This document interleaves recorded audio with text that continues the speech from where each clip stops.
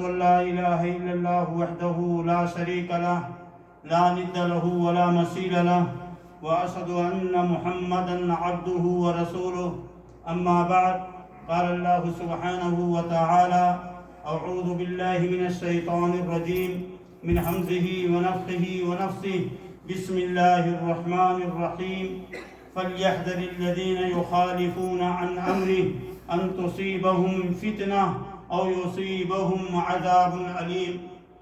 وقال النبي الكريم المصطفى صلى الله عليه وسلم بادروا بالأعمال فتنا، أو كما قال المصطفى عليه الصلاة والسلام رب اشرح لي صدري ويسر لي أمري واحلل عقدة من لساني يفقه قولي سبحانك لا علم لنا إلا ما علمتنا إنك أنت العليم الحكيم. اللهم إنا نعوذ بك من علم لا ينفع ومن قلب لا يخشع ومن نفس لا تشبع ومن عين لا تدمع ومن دعوة لا يستجاب لها. اللهم زدنا علما، اللهم زدنا علما، اللهم زدنا علما.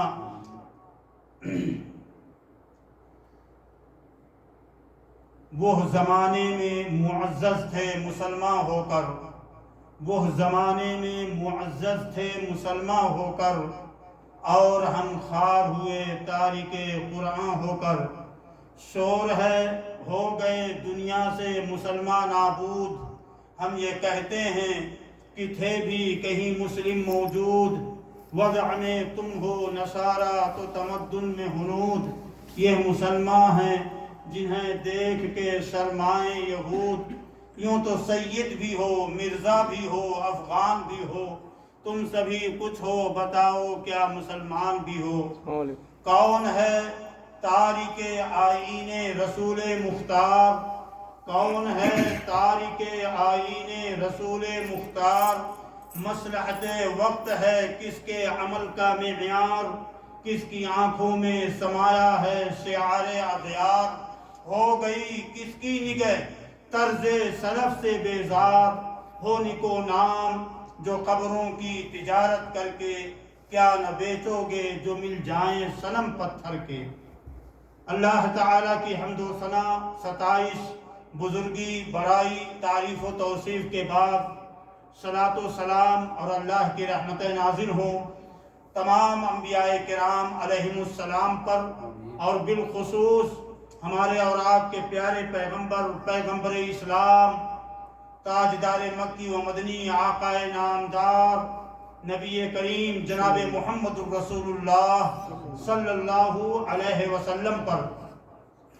حمد و صلاح کے بعد میرے بھائیوں، بزرگوں، عزیز دوستوں، آج کی اس مبارک نشست میں نے جس موضوع کا انتخاب کیا ہے وہ ہے فتنوں سے بچاؤ کی تدابیر.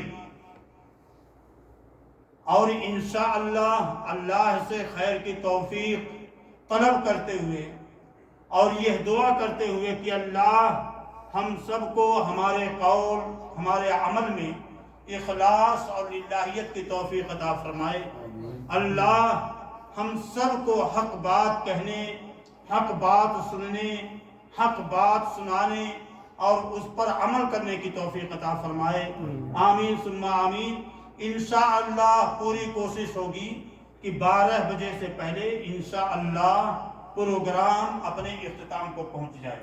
اور اللہ سے دعا ہے کہ مولا کریم اس اجلاس، اس اجتماع میں، اس نشست میں ہماری اور آپ کی شرکت کو اللہ دونوں جہان کے لیے خیر و برکت کا سبب بنائے، اور ہماری حاضری کو اللہ قبول فرمائے.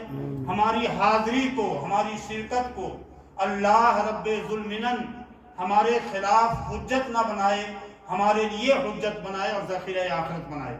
آمین ثم آمین. میں نے آپ کے سامنے بتایا کہ آج کی نشست کا موضوع ہے فتنوں سے بچاؤ کی تدابیر. فتنہ یہ لفظ قرآن میں بھی مذکور ہے اور احادیث مبارکہ علی صاحبہا الصلاۃ والسلام کے اندر بھی اس کا ذکر اور اس کا بیان موجود ہے۔ قرآن میں فتنہ کو کئی معنوں میں، لیکن علی وجہ العموم آزمائش کے معنی میں ذکر کیا گیا۔ عربی زبان کا یہ لفظ فتنہ، اس کلمہ، اس لفظ کا معنی دراصل کیا ہے؟ کسی چیز کو بھلا دینا، پگھلا دینا، موم کر دینا۔ اور یہی لفظ اللہ تعالی نے اور اس کے رسول صلی اللہ علیہ وسلم نے اس آزمائش کے لیے استعمال کیا کہ بندہ کے اوپر جب فتنہ لاحق ہوتا ہے تو وہ فتنہ بندے کو اس کے عقیدہ میں، اس کی فکر میں، اس کی دنیا اور آخرت میں، اس کی اولاد اور مال میں بھلا کر کے، پگھلا کر کے بالکل ضعیف اور کمزور کر دیتا۔ تو فتنے کا لغوی معنی یہ ہے کہ کسی چیز کو جلا دینا، پگھلا دینا، بھلا دینا۔ اور اللہ تعالیٰ نے قرآن کریم میں اسی معنی میں ایک آیت کے اندر ذکر فرمایا، یوم ہم علی النار یفتنون، ایک وقت آئے گا، ایک دن آئے گا کہ اہل کفر کو آگ کے اندر ڈال کر کے ان کو پگھلایا جائے گا، جلایا جائے گا۔ اور پھر اللہ فرماتے ہیں کہ ان سے کہا جائے گا، ذوقوا فتنتکم ھذا الذی کنتم بہ تستعجلون، تم لوگ اب اپنے انجام کو بھگتو، اپنی بدعمالیوں کے ذائقہ کو چکھو جس کے تعلق سے تم بہت جلد بازی کیا کرتے تھے۔ اسی طریقے سے اللہ نے اس لفظ کو آزمائش، امتحان اور ابتلا کے تعلق سے بھی استعمال کیا ہے۔ قرآن کریم میں خاص طور سے جب فتنہ کا لفظ استعمال کیا جاتا ہے تو عام طور سے کفر اور شرک مراد ہوتا ہے۔ اور یہ کفر اصطلاحی معنی میں چونکہ ایسی آزمائش ہے جو بندے کے اندر دنیا میں بھی، برزخ میں بھی، آخرت میں بھی ناکامی کا سبب بنتا ہے، اللہ نے اسی لیے قرآن کریم میں ارشاد فرمایا، وَقَاتِلُوهُمْ حَتَّى لَا تَكُونَ فِتْنَةٌ وَيَكُونَ الدِّينُ لِلَّهِ۔ اے میرے بندو، ایمان والو، تم اہل کفر سے، اہل شرک سے قتال کرو، جنگ کرو، یہاں تک کہ فتنہ نہ باقی رہے۔ اہل تفسیر نے بیان فرمایا کہ یہاں فتنہ سے مراد کفر، یعنی جب تک کفر کا خاتمہ نہ ہو جائے تم اہل کفر سے، اہل شرک سے قتال کرو۔ وَيَكُونَ الدِّينُ لِلَّهِ، اور دین مکمل طور سے اللہ کے لیے ہو جائے۔ اسی طریقے سے یہ فتنہ دنیاوی امور میں بندہ اگر اس طرح سے مبتلا ہو جائے کہ وہ دنیاوی امور اس بندے کو اللہ کی راہ سے غافل کر دے، اللہ کی یاد سے، عبادت سے، ذکر سے اس کو لاپرواہ بنا دے، تو وہ دنیاوی امور بھی اس فتنہ کے اندر داخل ہیں۔ مثال کے طور پر مال، مثال کے طور پر اولاد، تجارت، کاروبار، دنیا کی محبت، شہوت، خواہشات نفسانی، یہ ساری چیزوں پر اللہ تعالیٰ نے فتنے کا لفظ استعمال کیا۔ اللہ فرماتے ہیں قرآن کریم کے اندر، انما اموالکم واولادکم فتنہ، اے میرے بندو، یقیناً تمہارا مال، تمہاری اولاد تمہارے لیے فتنہ ہے۔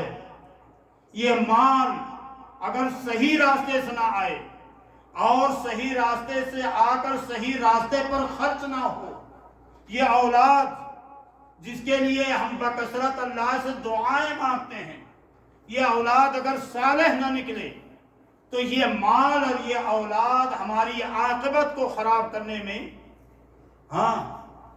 بہت بڑا سبب اور بہت بڑا ذریعہ بن جاتے ہیں۔ اللہ اکبر۔ اسی طریقے سے اللہ نے ذلت کو، رسوائی کو، مالداری کو اور فقیری کو بھی فتنے سے تعبیر کیا۔ محتاجگی بھی فتنہ ہے اور یہ مالداری بھی فتنہ ہے۔ اللہ تعالیٰ نے قرآن کریم کے اندر ارشاد فرمایا کل نفس ذائقۃ الموت، ہر جاندار کو، ہر ذی روح کو، ہر متنفس کو موت کا مزہ چکھنا ہے۔ اللہ فرماتے ہیں اسی آیت کریمہ کے اندر وَنَبْلُوَكُمْ بِالشَّرِّ وَالْخَيْرِ لِتُذِيقُ وَنَبْلُوَكُمْ بِالشَّرِّ وَالْخَيْرِ فِتْنَةً وَإِلَيْنَا تُرْجَعُونَ۔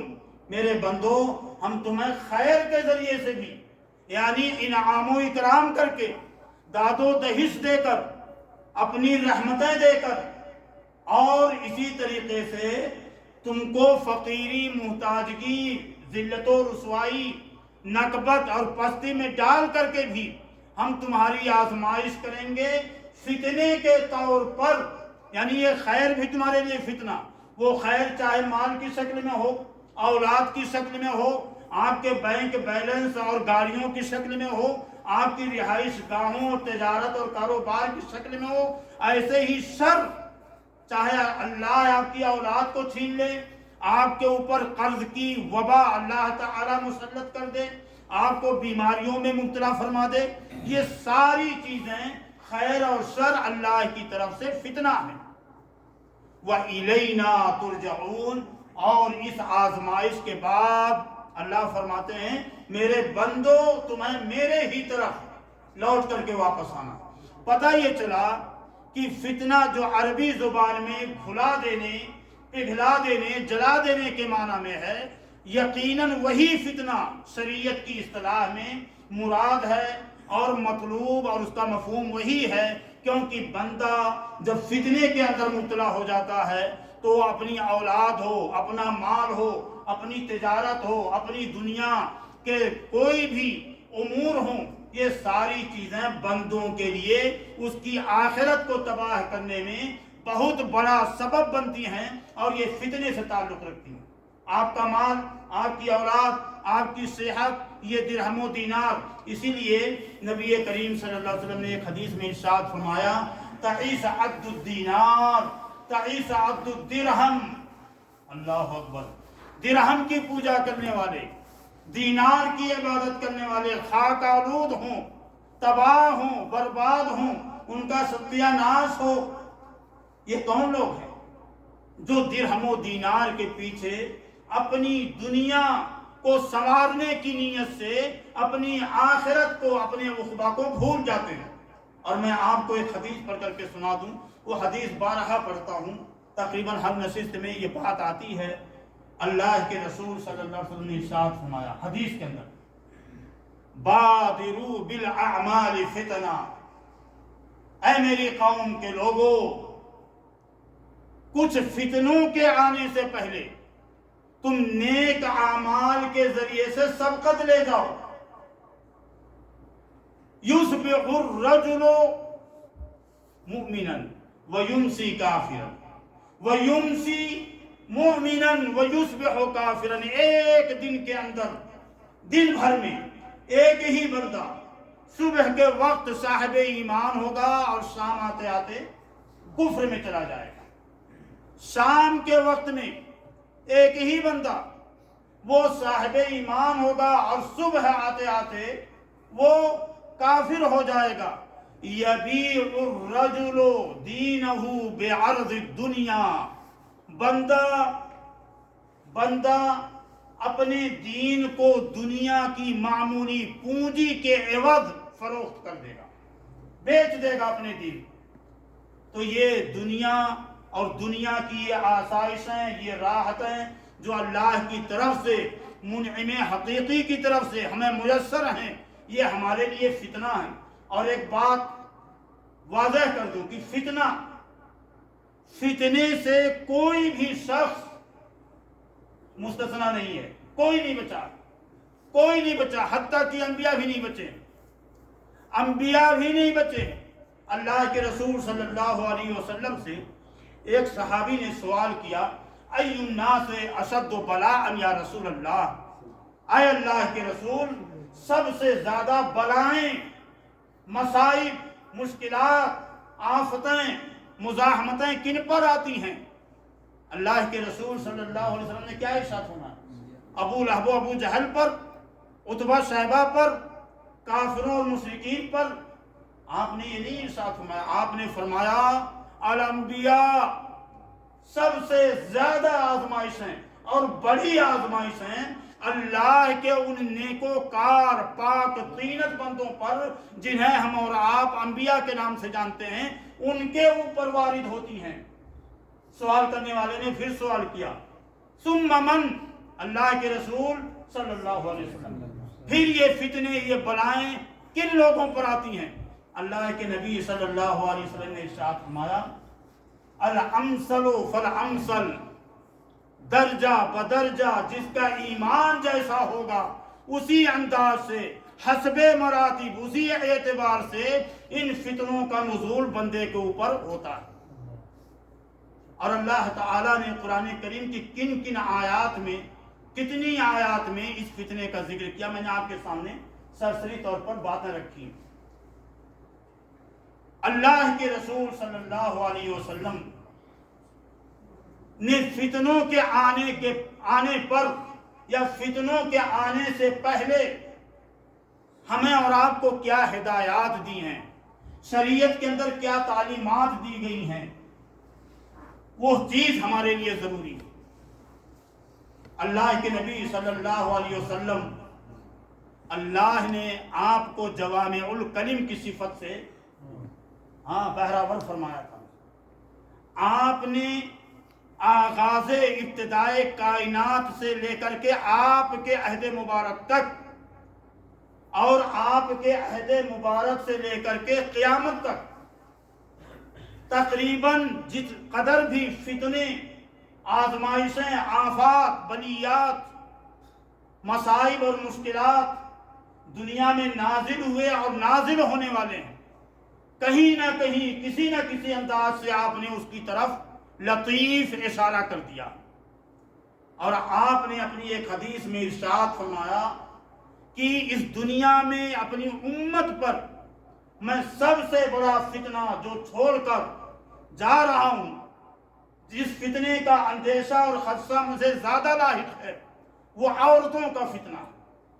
اللہ کے رسول صلی اللہ علیہ وسلم کے بارے میں ہم اور آپ جانتے ہیں کہ خاص طور سے آپ اپنی نمازوں میں کچھ فتنوں کے بارے میں اللہ تعالیٰ کی پناہ طلب کیا کرتے ہیں۔ جانتے ہیں کہ نہیں جانتے؟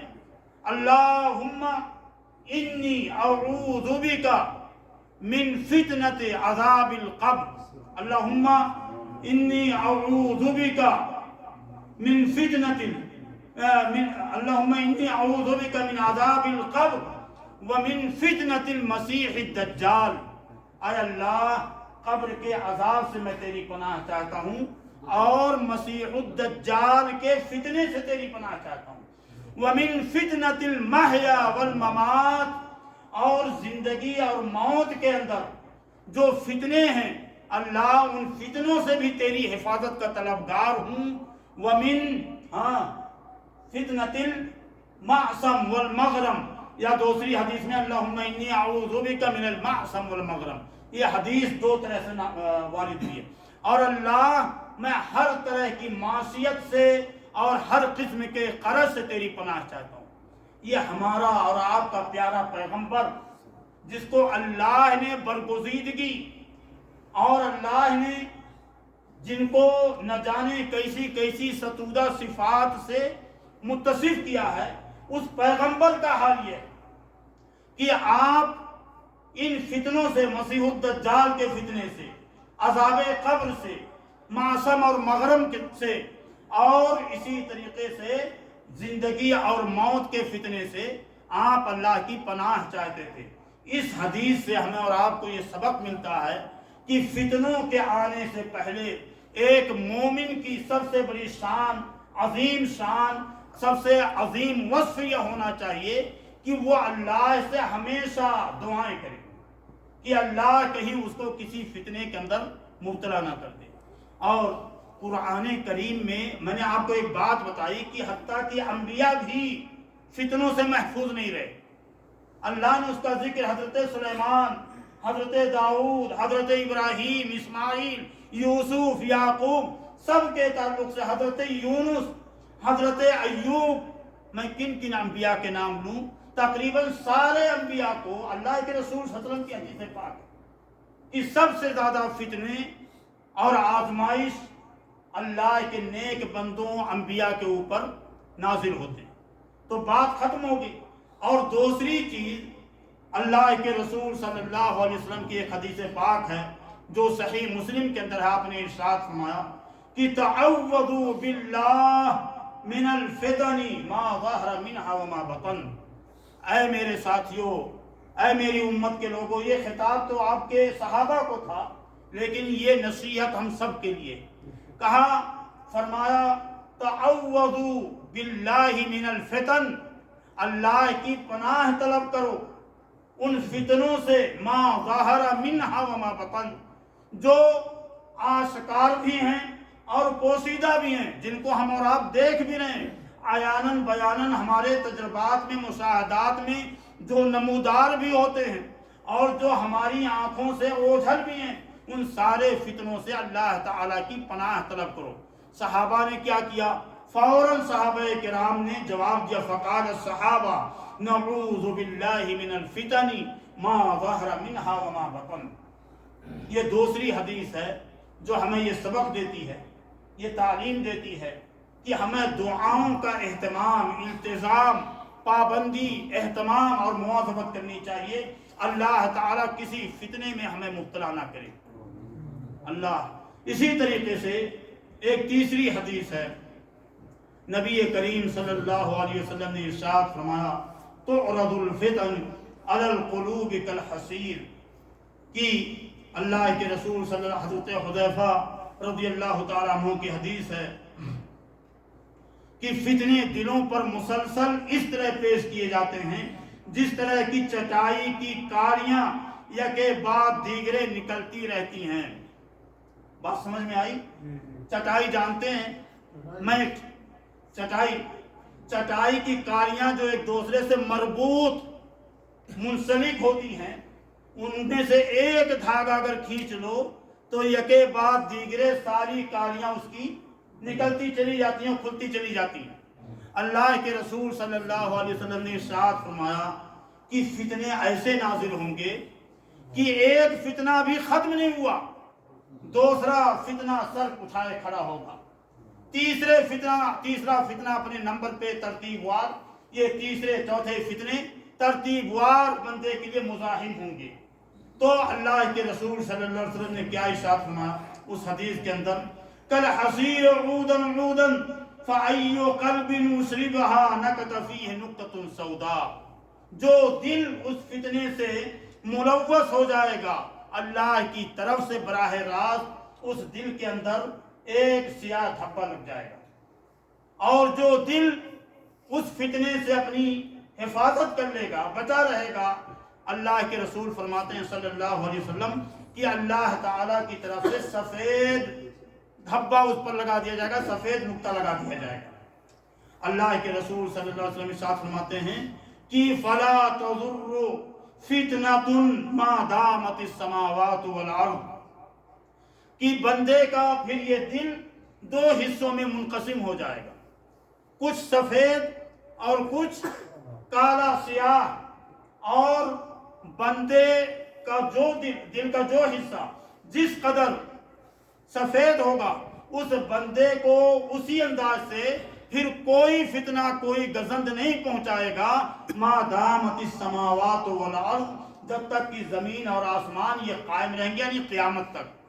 اور اللہ کے رسول مزید ارشاد فرماتے ہیں کہ اور جو دل سیاہ دھبوں سے زیادہ داغدار ہو جائے گا، اللہ کے رسول صلی اللہ علیہ وسلم ارشاد فرماتے ہیں وہ دل فتنوں کے اندر مبتلا ہوگا، یہاں تک کہ وہ فتنوں کی پہچان بھی نہیں کر پائے گا، فتنوں کی شناخت بھی نہیں کر پائے گا.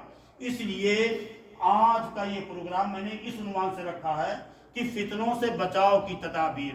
یہ فتنے میں نے شروع میں بتایا، کچھ بھائی دیر سے آئے، میں نے بتایا کہ یہ فتنے آپ کے عقیدہ میں، آپ کی فکر میں، آپ کے مال میں، آپ کی اولاد میں، آپ کی صحت میں، اللہ کی طرف سے دی گئی آسائشوں میں، راحتوں میں، کسی بھی شکل میں ہو، رنگ و روپ میں ہو، یہ فتنے آپ ہوں، ہم ہوں، عالم ہوں، جاہل ہو، حتیٰ کہ انبیاء ہوں، اولیاء ہوں، صلحات قیاں ہوں، سب کے ساتھ یہ فتنوں کا معاملہ بڑا ہی خطرناک ہے۔ اور اس کے لیے ہمیں اور آپ کو فکر مند ہونے کی ضرورت ہے۔ ہم صاحب اولاد ہیں، ہمیں فکر نہیں ہوتی کہ ہماری اولاد کتنی سال ہے۔ اگر یہ اولاد بے نمازی ہو جائے، یہ اولاد سود خور بن جائے، شرابی اور زانی ہو جائے، یہ اولاد اللہ کی شریعت کی باغی ہو جائے، تو یہ اولاد اللہ کی طرف سے نعمت تو نہیں، بلکہ یہ اللہ کی طرف سے ایک فتنہ ہے۔ یہ مال جس کی آمدن اور جس کے اخراجات کے بارے میں ہم فکر نہ کریں، آتا کہاں سے ہے اور جاتا کہاں ہے، تو پھر سمجھ جائیے کہ یہ مال ہمارے لیے فتنہ ہے۔ ہمارے عقیدے میں، فکر میں ہم غیروں کی ثقافت، غیروں کے کلچر اور غیروں کی دی گئی تہذیب اور ان کے اثرات سے اگر متاثر ہو جائیں تو سمجھ جائیں کہ ہم فتنوں کے اندر مبتلا ہو گئے۔ پرسوں میرا پروگرام تھا بلدیہ کے اندر، اور اس میں تھا کفار کے ساتھ مشابہت، ہمارا ایک المیہ ہے، اور یہ کفار کی مشابہت ابھی کچھ دنوں پہلے دیوالی جیسا تہوار ہندوؤں کا گزرا یا آنے والا مجھے پتہ نہیں ہے، گزر گیا کہ ہے گزر گیا۔ اس دیوالی کے تعلق سے کتنے مسلمان، اللہ کی قسم، مسجد کے بغل میں، یہ میں اپنے علاقے کی بات کر رہا ہوں، مسجد کے بغل میں جہاں 99% مسلم آبادی، سارے کے سارے مسلمان، پٹاخے پھوڑتے ہوئے، شیرینیاں تقسیم کرتے ہوئے، ہڑبند کرتے ہوئے، دھما چوکڑیاں مچاتے ہوئے، یہ مسلمان ہیں، مسلمان جو ہندوؤں کی ثقافت سے اس قدر متاثر ہیں۔ اور میں نے مثال دی پرسوں کے پروگرام میں کہ ہم دیکھتے ہیں کہ عیسائی یہ کرسمس ڈے مناتے ہیں، برتھ ڈے مناتے ہیں، ہم دوسروں کے کلچر سے ایسے متاثر ہو گئے کہ ہم نے دیکھا کہ آپ کے نبی سے ہمارا نبی تو بڑا افضل ہے، آپ اگر منا سکتے ہو تو ہمیں عید میلاد کیوں نہیں منا سکتے؟ اللہ کی قسم، یہ مغلوبیت اور حواس باختگی کی علامت ہے۔ ہم کسی کے کلچر کو جب اپناتے ہیں تو اس کا سب سے بڑا جو مدعا ہوتا ہے وہ یہ کہ ہم اس کے کلچر سے مغلوب ہیں، متاثر ہیں، ہم اس کو اپنے سے افضل سمجھتے ہیں۔ پہلی بات، پہلا خطرہ جو اندیشہ ہے جنید بھائی، کہ ہم اس کو اپنے سے افضل سمجھتے ہیں، اس کے کلچر کو، اس کی شخصیت کو، اس معاشرے کے ریت اور رواج کو، ان کی ثقافتوں کو ہم اپنے معاشرے سے کہیں زیادہ بہتر اور افضل سمجھتے ہیں۔ دوسری چیز، ہم رواداری اور اپنائیت کا دم پھلتے ہیں۔ رواداری، وہ لوگ جو اللہ کے باغی، اللہ کے دشمن ہیں۔ اللہ نے قرآن میں کیا فرمایا؟ سورۃ التوبہ کے اندر اللہ ارشاد فرماتے ہیں، سورۃ المجادلہ میں، لا تجد قوما یؤمنون باللہ والیوم الآخر یوادون من حاد اللہ ورسولہ ولو كانوا آباءهم او ابناءهم او عشیرتهم۔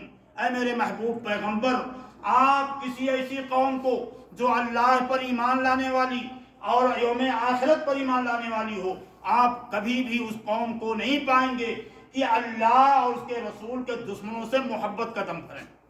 اگرچہ یہ لوگ ان کے آباء و اجداد کیوں نہ ہو، ان کی اپنی اولاد کیوں نہ ہو، ان کا اپنا کنبہ قبیلہ کیوں نہ ہو۔ اور سورۃ المائدہ میں اللہ نے ارشاد فرمایا، وَمَن يَتَوَلَّهُم مِّنكُمْ فَإِنَّهُ مِنْهُمْ، جو ان کو اپنا دوست بنائے گا تو یہ شخص بھی انہی لوگوں میں سے ہو جائے گا۔ رسول اللہ صلی اللہ علیہ وسلم نے ارشاد فرمایا، من تشبہ بقوم فهو منهم، جو کسی قوم کی شباہت اختیار کرے، کسی بھی قوم کی، وہ شخص اسی قوم میں شمار کیا جائے. میں نے کچھ دنوں پہلے اسٹیٹس پہ ایک حدیث ڈالی تھی. اللہ کے رسول صلی اللہ علیہ وسلم نے قضا کرنے سے منع فرمایا. یہ سیلون والے بھائی جانتے ہوں گے, قضا کرنے سے منع فرمایا. صحابی سے پوچھا گیا کہ یہ قضا کیا؟ تابعی صحابی سے پوچھتے ہیں کہ یہ قضا کیا ہے؟ کہا یحلق بعض راسہ ویترک بعض, کہ سر کے کچھ حصے کو مونڈ دیں اور سر کے کچھ حصے کو کھلا چھوڑ دیں, آزاد چھوڑ دیں. نصف حصہ یا کچھ حصہ بندہ اس کی ترتیب کرائے, سیٹنگ کرائے, اور کچھ حصوں کو چھوڑ دیں. یہ بیماری, یہ مرض اس قدر مہلک ہے ہم لوگوں کے لیے, ہمارے سماج کے لیے, کہ اکثر لوگ آج شباب کا, نوجوانوں کا طبقہ آپ کو دلی, حیدرآباد, بامبے, لکھنؤ وغیرہ میں آپ کو عام طور سے دکھائی دیں گے مسلمان ہیں اور کراتے ہیں. اور میں آپ کو بتاؤں, میں اپنے ایک دوست کے یہاں سیلون پر بیٹھا ہوا تھا, ایک ایسے ہی شخص کو میں نے دیکھا, اس کے بال بھی نہیں, سوڈانی ہے, بال بھی نہیں صحیح سے, اور وہ اس کی قضا کرا رہا. آپ تھے پر وہی ساتھ میں, وہ قضا کرا رہا. کچھ لوگ اس قدر متاثر ہیں, یہ مغلوبیت کا عالم ہے. کچھ لوگ کیا کرتے ہیں کہ چوٹیاں پیچھے چھوڑے ہوئے ہیں. پہلے ہم کہتے تھے کہ یہ پنڈت ہے, برہمن ہے, یہ چوٹی رکھے ہوئے ہے, ہم اس کو چرکی بولتے تھے اپنے یہاں انڈیا میں, اپنے یو پی کی زبان میں چرکی, چرکی یا چرکی جو بھی ہو, چوٹی. آج کتنے مسلمان ہیں چوٹیاں رکھ کر کے, اس کو ربرنگ کر کے اس کو چھوڑے ہوئے ہیں. اللہ کے رسول صلی اللہ علیہ وسلم نے حدیثوں کے اندر منع فرمایا کہ گودنے والی عورت اور گدوانے والی عورت, اللہ اکبر, اور بالوں کو اکھڑوانے والی عورت اور اکھاڑنے والی عورت, ان ساری عورتوں پر اللہ کی لعنت. کتنے مسلم مرد اور کتنی مسلم خواتین ہیں آج کے دور میں جو کیا بولتے ہیں اس کو, ٹیٹو بنوا کر کے اس پر فخر کرتے ہیں, اس کو فیشن سمجھتے ہیں. یہ سب ہمارے سماج کے اندر ایک ناسور کی حیثیت بن گیا ہے. اور آج اقبال بھائی نے میرے پاس ایک ویڈیو بھیجی تھی, وہ ویڈیو میں نے شیئر نہیں کی گروپ میں. ایک صاحب تقریر کر رہے تھے اور حقیقت کی ترجمانی انہوں نے کی. ہماری قوم ذلت و پستی کا یہ عالم ہے, نکبت اور ناداری فلاکت کی یہ کیفیت ہے کہ ہم اپنی مسجدوں کے اندر جہاں برادہ ہوتا ہے, واٹر کولر ہوتا ہے, ہم وہاں پر گلاسوں کے اندر چین لگاتے ہیں, زنجیریں لگاتے ہیں. ہمیں اپنے ہی معاشرے کے افراد سے یہ اندیشے, یہ خدشے کہ کہیں کوئی اس کی چوری نہ کر لے جائے. یہ ہمارا حال ہے. ہمارا حال اتنا بگڑا ہوا ہے, ہم اس قدر فساد کے شکار ہیں. کتنی ایسی چیزیں ہیں, لوٹے حمام کے اندر, دورات میاہ کے اندر, ہمارے انڈیا پاکستان کے اندر غسل خانوں کے اندر مسجدوں کے لوٹوں کو رسیوں سے باندھ کر کے رکھا جاتا ہے یا چین لگا دیا جاتا ہے, کوئی حمام کے لوٹے نہ اٹھا لے جائے. اور اللہ کی قسم, میں یہاں پر آپ کے سامنے مسجد کی چھت پر ہوں, حقیقت بیان کر رہا ہوں. میرے اپنے گاؤں کے اندر جہاں پہلے میرا گھر تھا, بڑی مسجد, اور آج سے 40 سال 42 سال, اس وقت میری عمر تقریباً 8-9 سال کے لیے ہوگی. مسجد کے لوٹے المونیم کے اٹھا کر کے کسی بھائی نے لے جا کر کے بیچ کر کے کھا لیا. مسجد کے, جس کو ہم لوگ بدھنی بولتے ہیں یا بدھنا بولتے ہیں, کیا کہتے ہیں اس کو, ایسے لوگ ہیں. یہ قوم ایسی حالت ہو گئی. اللہ تعالی ہم سب کی حفاظت ہو. یہ فتنے ہیں, یہ فتنے ہمارے سماج کے اندر, معاشرے کے اندر. تو میں بتا رہا تھا کہ ایک بڑا فتنہ اگر ہمارے اور آپ کے سامنے آئے تو ہمیں کرنا کیا چاہیے؟ پہلی بات کہ دعاؤں کا اہتمام کرنا چاہیے. دوسری بات, میں اپنی بات جلدی سے ختم کروں گا انشاءاللہ. دوسری بات, ہمیں فتنوں کی پہچان ہونی چاہیے. ہم کیسے سمجھیں کہ یہ فتنہ ہے؟ ہم کسی چیز کو نہ جان پائیں, اس کی شناخت نہ کر سکیں, تو آٹومیٹک ہم اس میں مبتلا ہو جائیں گے.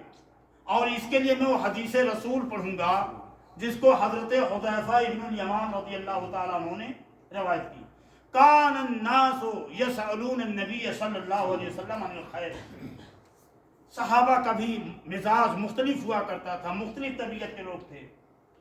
اکثر صحابہ کے بارے میں بتاتے ہیں حضرت حذیفہ بن الیمان کہ صحابہ کرام اللہ کے رسول کے پاس آتے اور آپ سے خیر کے بارے میں پوچھتے، دلنی علی افضل الاعمال یا رسول اللہ، اے اللہ کے رسول مجھے کوئی افضل عمل بتائیے۔ کوئی آتا کسی اور عمل کے بارے میں پوچھتا، اور اللہ کے رسول صلی اللہ علیہ وسلم سوال کرنے والے شخص کی طبیعت اور اس کی حالت زار، اس کے مزاج کو دیکھ کر کے اسی حساب سے مختلف اعمال کی طرف رہنمائی کرتے تھے۔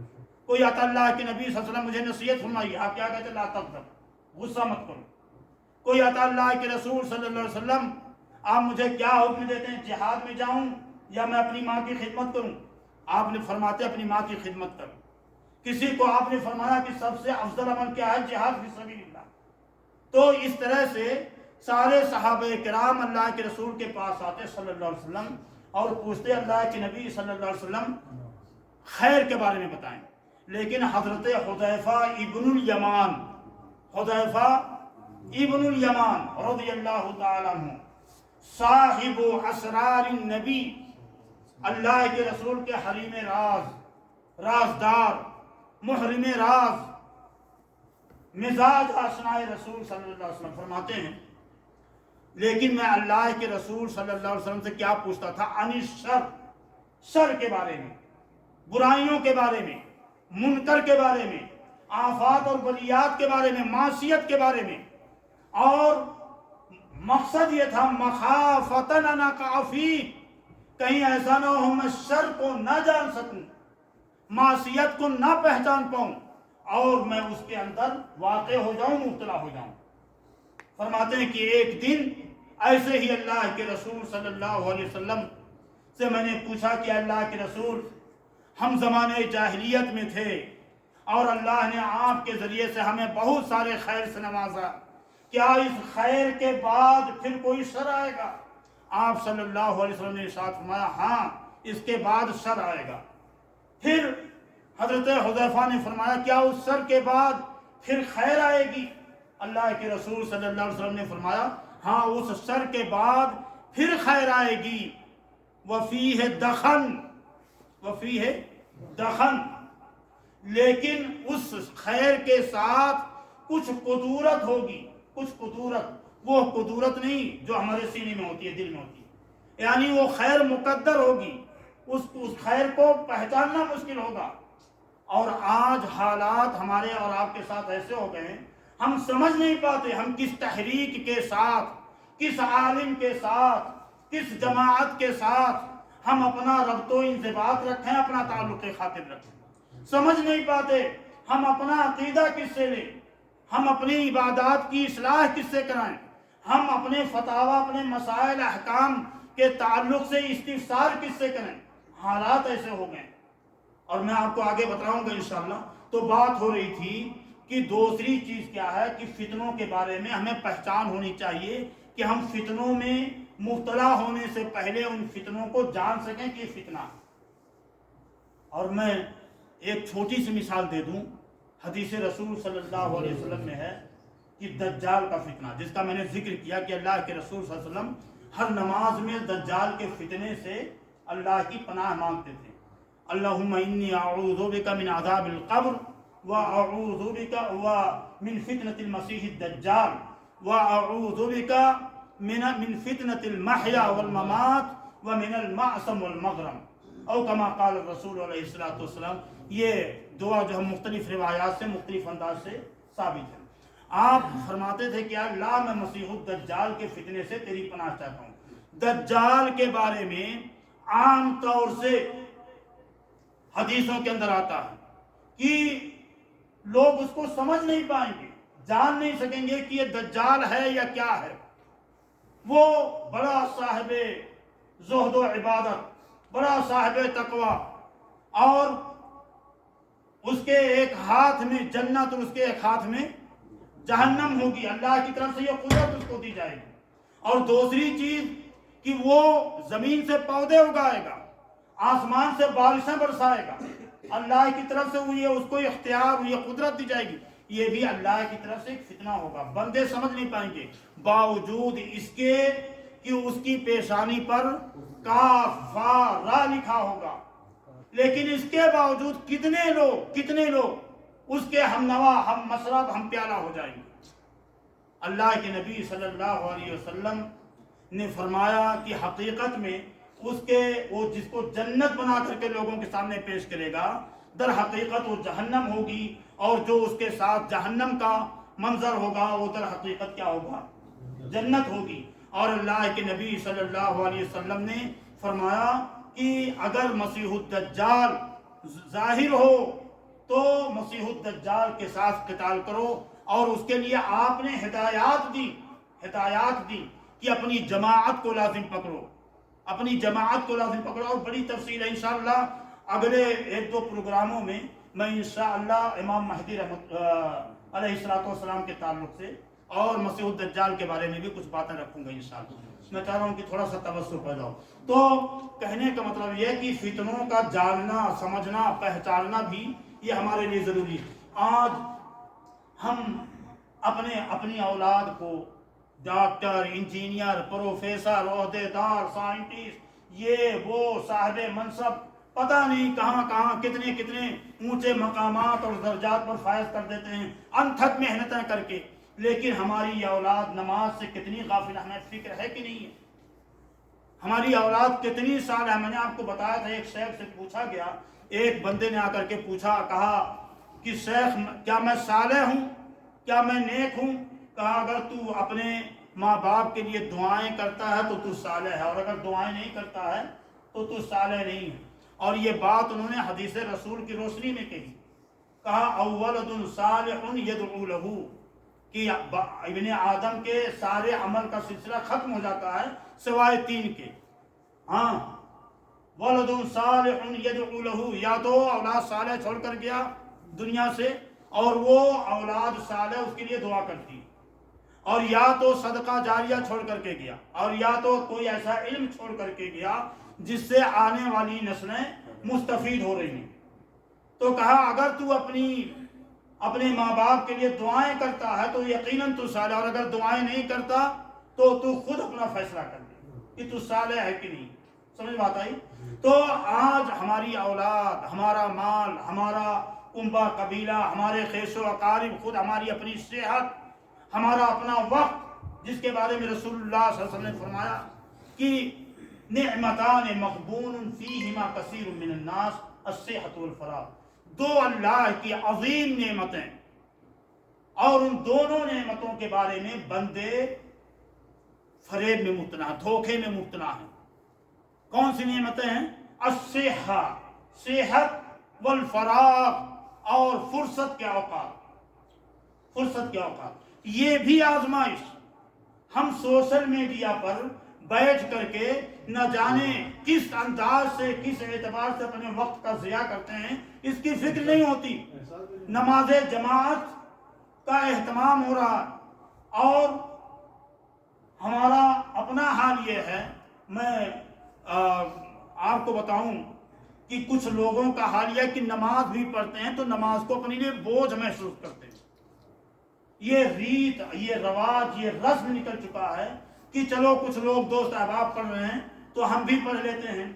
یہ سمجھ کر کے نہیں پڑھتے کہ ہمیں اس کے ذریعے سے اللہ کی بارگاہ میں خیر کی امید رکھنی ہے، اور اگر نہیں پڑھیں گے تو اللہ کی عقوبت نازل ہوگی. سمجھ بات آئی؟ تیسری چیز میں نے بتائی تھی کہ عبادت جب بھی کریں تو 3 چیزیں ہونی چاہیے جو عبادت کے ارکان ہیں. کون بتائیں گے؟ آپ بتائیں گے؟ کون بھائی بتائیں گے عبادت کے 3 ارکان؟ امید، خوف اور رجا. امید رجا ہی ہے. امید، خوف. کون بھائی بتائیں گے؟ اقبال بھائی. محبت. میں آج آپ کو اسپیشل انعام دینا چاہ رہا تھا خصوصی، لیکن آپ تھوڑا سا شرکت کیجیے. امید، خوف. ہاں، میں نے کتنی مرتبہ یہ بات آپ لوگوں کے سامنے رکھی ہے. کون بھائی بتائیں گے؟ میں سوچنے کا موقع دیتا ہوں. 3 چیزیں ہیں. ہاں ماجد بھائی. بہت افسوس ہوتا ہے. میں چاہتا ہوں واللہ میرا مدعا یہ ہوتا ہے, مقصد یہ ہوتا ہے کہ ہم لوگ جب حاضر ہوں اتنے سالوں سے, اتنے ماہ و سال سے یہ سب ہفتہ واری پروگرام چلتے ہیں سب. امید, خوف, محبت, نیت نہیں سوچ لیجئے, اس کو سوچ لیجئے, میں ٹائم دیتا ہوں. میں چاہتا ہوں کہ کچھ استفادہ ہو, اور یقین مانیے کہ صرف آپ مستفید نہیں ہوتے ہیں, میں آپ لوگوں کے ساتھ ساتھ میں بذات خود مستفید ہوتا ہوں. اور میں چاہتا ہوں کہ آپ لوگوں کے ذریعے سے مجھے مختلف عناوین دیے جائیں تاکہ میں خود بھی اپنے آپ کو منہمک کروں اور کسب فیض حاصل کروں کتابوں کے ذریعے سے, قرآن اور حدیث کی روشنی میں.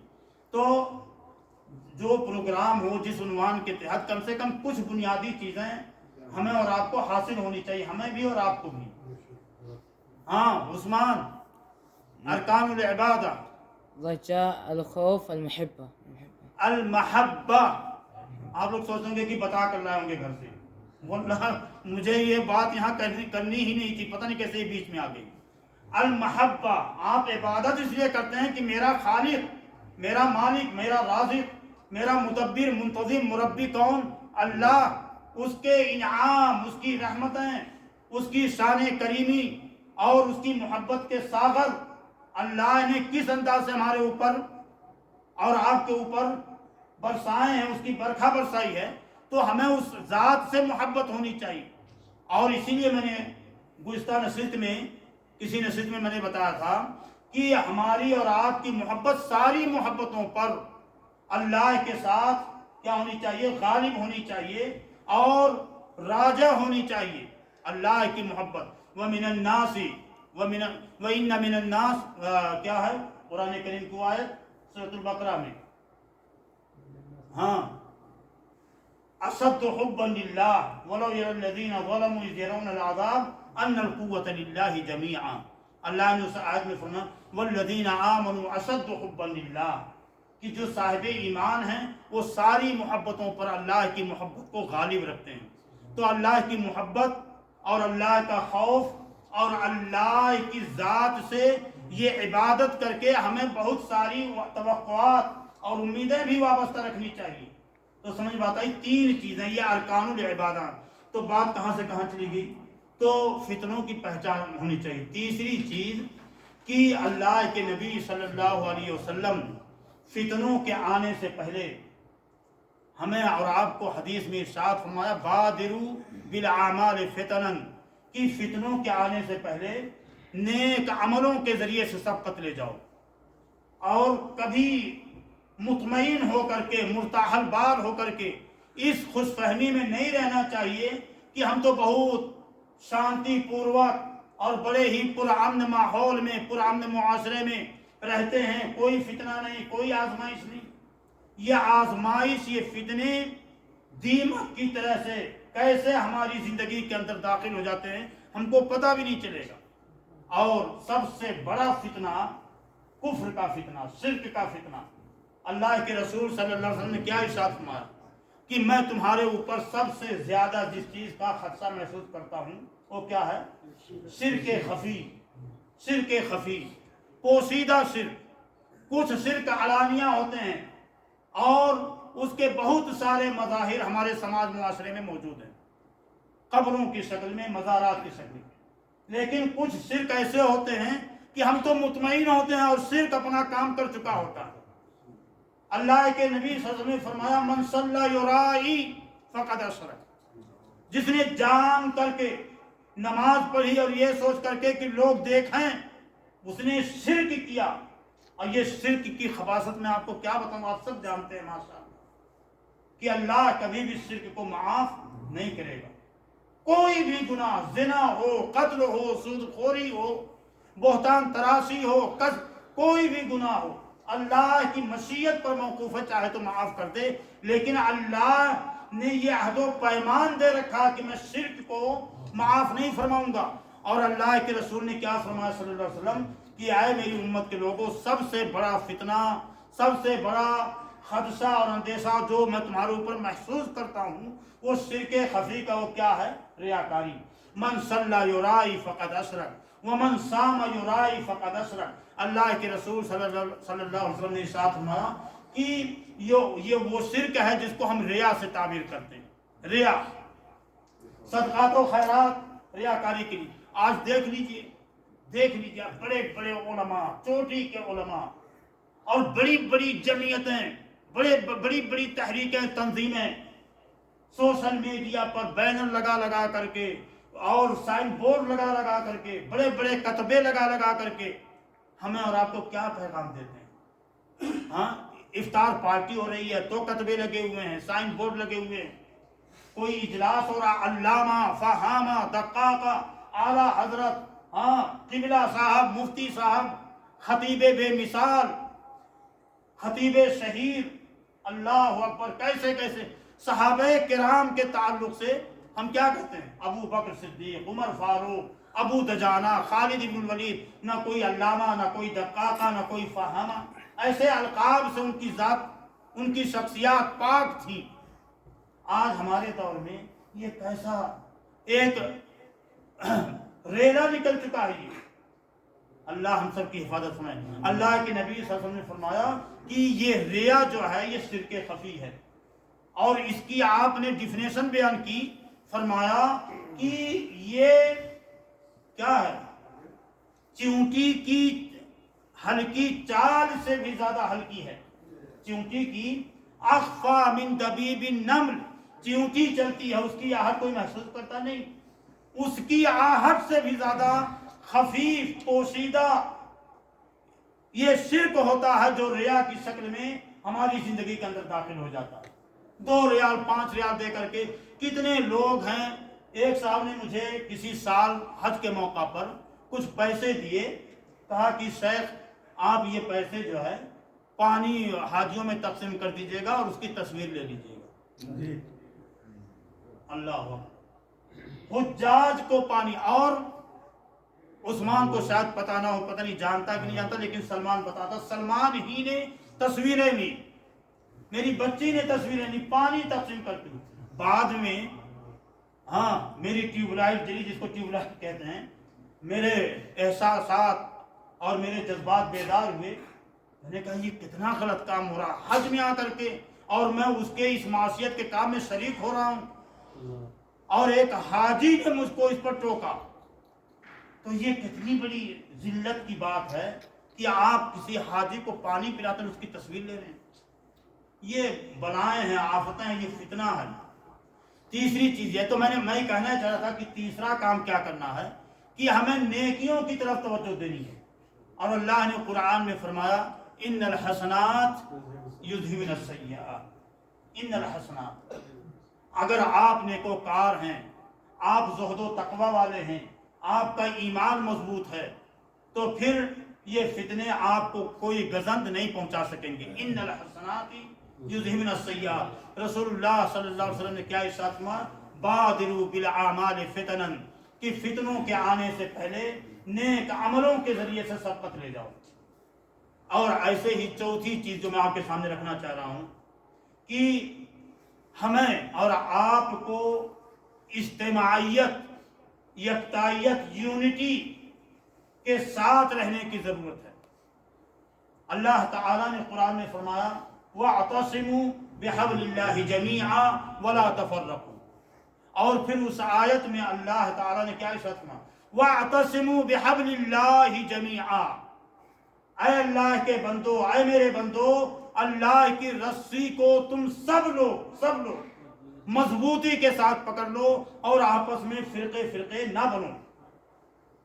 اور اللہ نے فرمایا اور اللہ کی اس نعمت کو یاد کرو اذ کنتم اعداء، جب تم آپس میں ایک دوسرے کے دشمن تھے. اور کیسی دشمنیاں، کیسی عداوتیں کہ چھوٹے سے چھوٹے معاملے پر، چھوٹی سی چھوٹی بات پر وہ 40 سال کی جنگیں، جنگ بعاث، اوس و خزرج کی جنگیں، اور جانے والی نسلیں آنے والی نسلوں کو نصیحت کر کے جاتی فلاں تیرا دشمن، فلاں تیرا قاتل، فلاں تیرا دشمن، اس سے تجھے انتقام لینا. 40 سال تک. اور میں بتاؤں کیسے اسباب پر، گھوڑے کو آگے بڑھا دینے پر لڑائیاں شروع. جانوروں کو پہلے پانی پلانے پر لڑائیاں شروع. اللہ اکبر. یہ حالات تھے مکہ کے اندر، عرب کے اندر، اور اس موقع پر اللہ تعالیٰ نے ہمارے اور آپ پر اللہ نے یہ کرم کیا کہ رسول اللہ صلی اللہ علیہ وسلم کو نبی بنا کر کے مبعوث فرمایا. اسی لیے میں ایک بات کہا کرتا ہوں کہ اللہ کی نعمت بن کر کے رسول اللہ صلی اللہ علیہ وسلم اس دنیا میں تشریف لائے، لیکن آپ کی پیدائش سے کہیں بڑی نعمت کیا ہے؟ آپ کی پیغمبری. آپ محمد بن عبداللہ بن کر کے 40 سال تک رہے، اور 40 سال تک کی پوری زندگی ہمارے لیے، آپ کے لیے دلیل، حجت اور برہان نہیں بنائی گئی. لیکن 40 سال کے بعد جب آپ کے سر مبارک پر تاج نبوت رکھا گیا تو رسول اللہ صلی اللہ علیہ وسلم کی ساری حرکات و سکنات، آپ کا اوڑھنا بچھانا، سونا جاگنا، ہنسنا مسکرانا، رونا، کھانا پینا، آپ کے عبادات، ساری چیزیں، میں کیا کیا تفصیل بیان کروں، سب کو اللہ تعالیٰ نے ہمارے لیے دین بنا دیا 23 سال کی زندگی کو.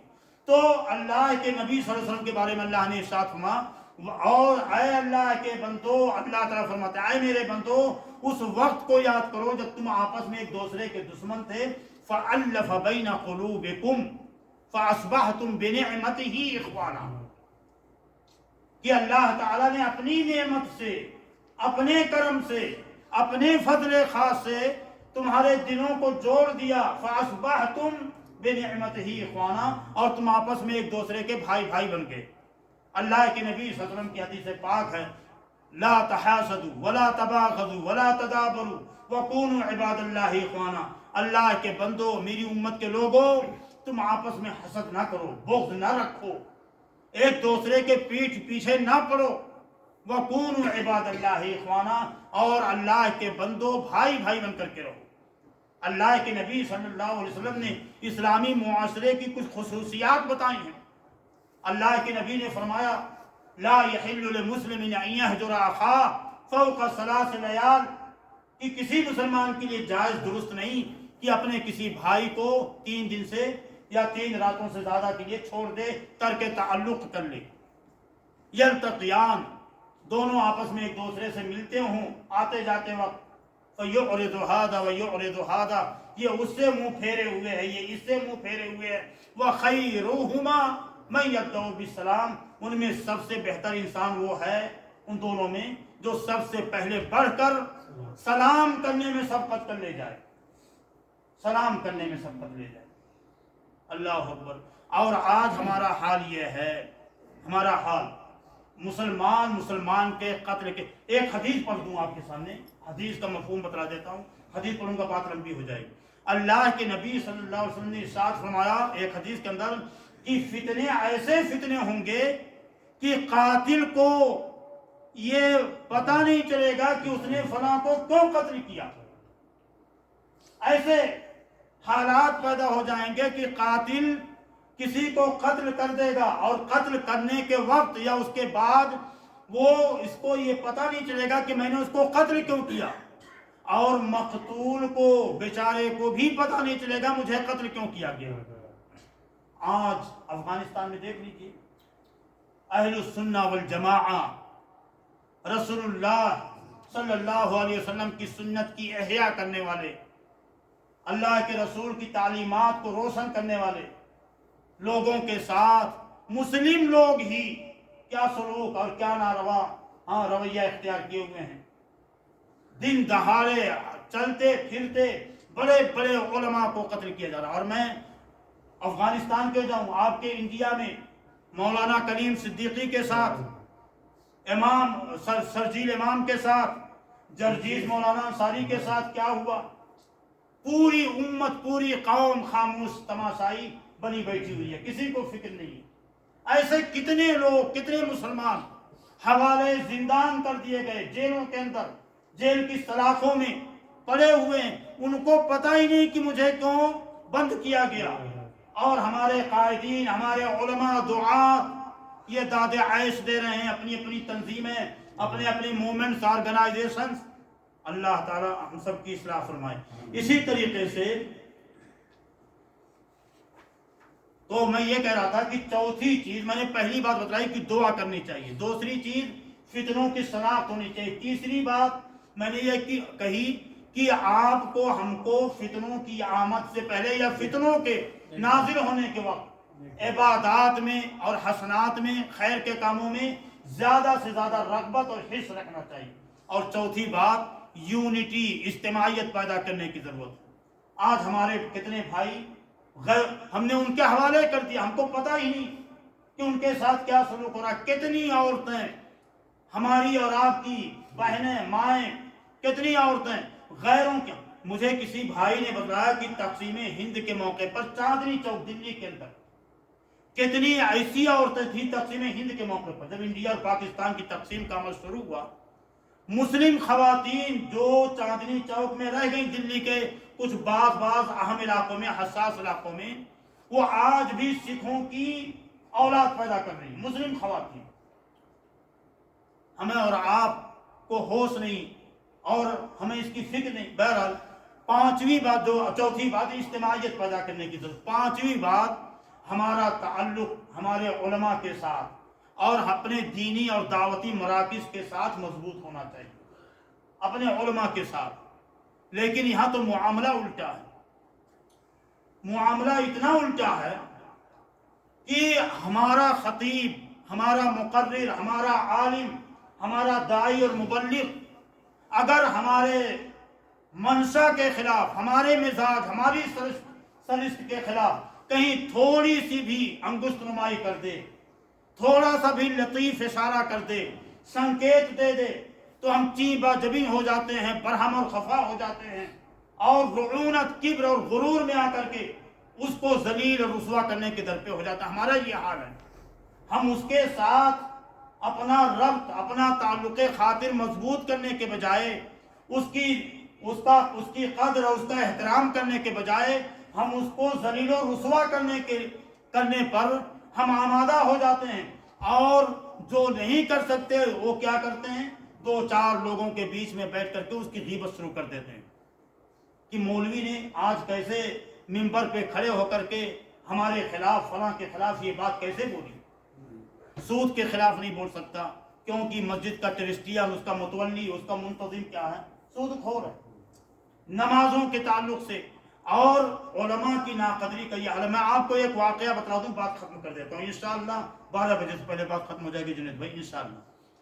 مولانا حسین احمد مدنی رحمت اللہ علیہ، نظریات کا اختلاف ہو سکتا ہے ہمارے ان کے درمیان کسی کے ساتھ بھی، مولانا حسین احمد مدنی پاک طینت، عبقری عالم، بڑے بزرگ، محترم شخصیت، کچھ اور یہاں پر مسلم لیگ اور کانگریس کی بات تھی، کچھ لوگوں نے مسلم لیگ کے تھے یہ کانگریس کے تھے، حسین احمد مدنی کانگریسی تھے یا مسلم لیگی تھے؟